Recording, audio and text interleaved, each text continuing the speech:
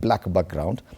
The battle over the Finance Bill 2026 has escalated into a fierce political showdown after MPs mounted a rare revolt against key National Treasury proposals, deleting, diluting and rewriting measures expected to raise an additional 120 billion shillings. While the government insists there are no new punitive taxes, critics accuse it of barring higher costs in technical tax provisions and pushing the bill through Parliament without adequate scrutiny.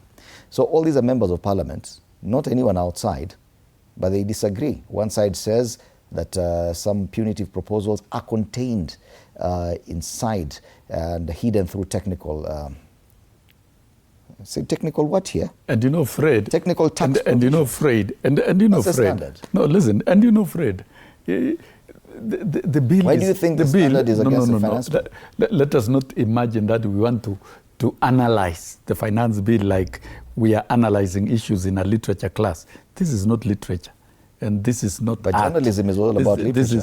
No. This is not literature. This is not art. It's about law and facts of law, and it's written in plain language. Then that is on what simple, basis are that you is understood. On what basis are you arguing that the standard is wrong?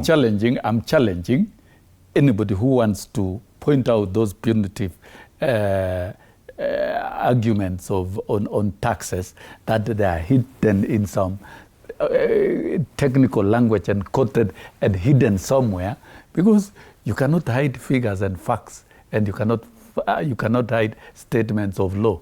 Law is written in simple, straightforward language that can be understood by anybody, and you cannot deceive the public that there is something else inside here which is difficult to read through when you conduct a plain reading and understanding of the bill.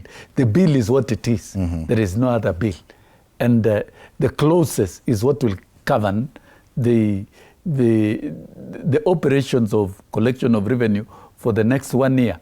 And truth is, the introduction of new punitive taxes does not exist. So if some group want to mobilize some Kenyans for chaos on 25th, look for something else and go to the streets. MP and those who want, let me make one clear statement. Yes. Well, let me make one clear statement. You have asked whether there will be activities and demonstrations and what. Article 237 is plain. It allows people to picket and to do things peaceably and unarmed. It's a straight language. Tell me, Fred, what peaceably means in English and unarmed.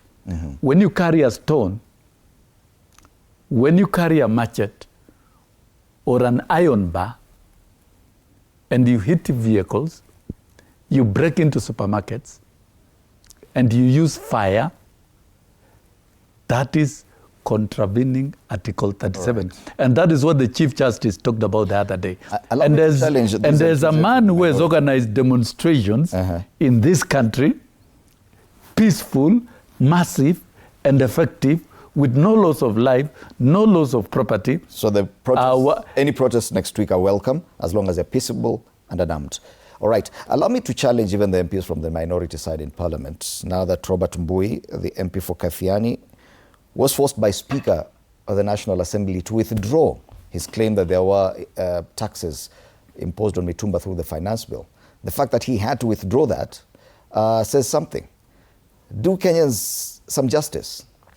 Come out clearly and talk about the clauses that you feel have imposed, even hidden under technical tax jargon and provisions. Kindly, as a member of Parliament, kindly come out and talk about the specific clauses that do this. That way, you'd have provided clarity to all people. I think that's fair enough. Correct. Yes, so that we can continue this conversation let's deal with clarity. Facts. All right. Now that you talked about violence and protests and the provisions in the Constitution that